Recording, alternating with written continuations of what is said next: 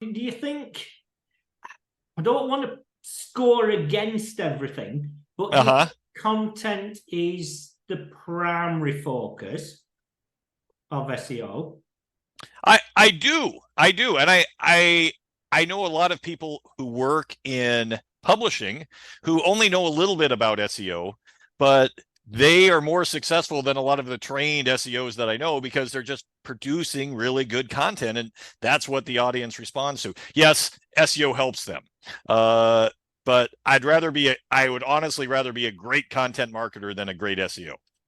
Yeah, I describe it as, well, I mean, genuine bloggers, real genuine Yeah. bloggers who write about their experience, who doesn't really know anything about SEO, Hmm. generating a lot of organic visits. And Yes. that's how I sort of relate it, the whole content thing.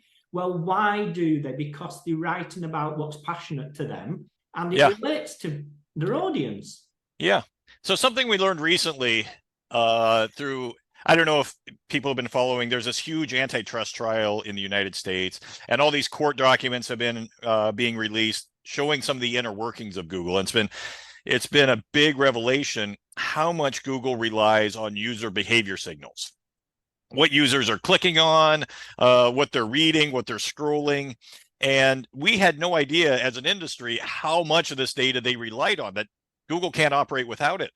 And, Google for years has been telling us to don't chase Google, chase the user. And now we know why, because Google can't operate without that user data. So if you're creating great content that users are actually responding to, the implication is those turn into actual ranking signals that Google is using. So to a certain extent, you can ignore certain parts of SEO. Well, maybe not ignore, but if you're chasing those user signals, you're already winning. So yeah, it's Yeah. it's pretty fascinating.